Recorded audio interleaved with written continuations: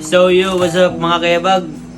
Ano yan din minsan yung tubangan karon mga kayabag para paibaw nga na may gamayng problema, lisod na kayo sa panginabuhi matag adlaw yun. Nanawagan tayo mino sa tanang vlogger din sa Pilipinas yung mga wala magsalig sa gobyerno. Sama nila Yugog, Hoygaw, Yugog, o sila Agaw Beatmaster, o si Juan, silang Agaw Rickmar. Nawagan namin siya noon sila kong TV.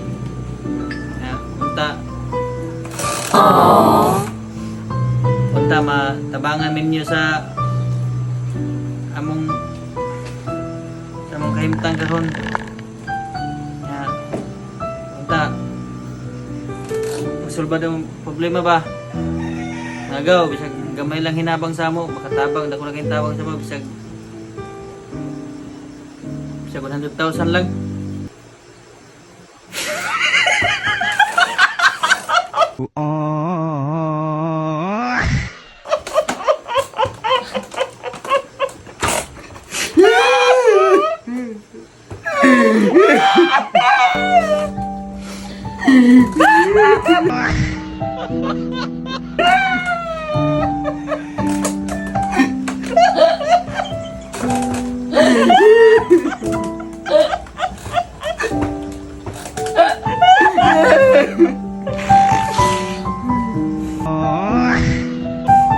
Amo na ng paigo.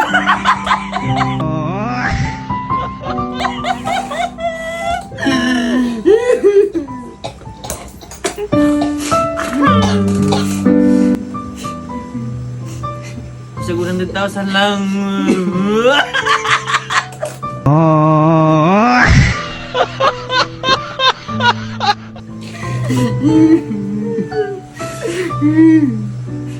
Kahilakin may mga kaibag sa kalisod sa panahon din sa Pilipinas. Bisag unta, matabangan yung pamilya. Matagan yung balay.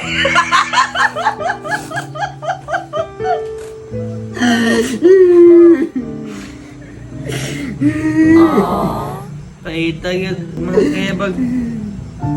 Amugang yung unta, among pamilya. Matagaan yung Ford.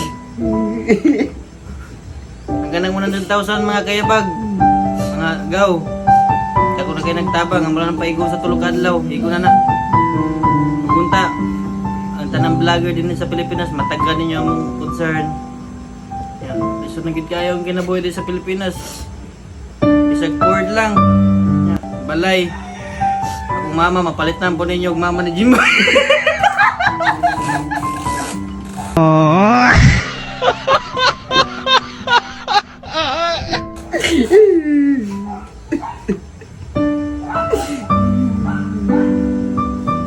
Palitan man lamang o.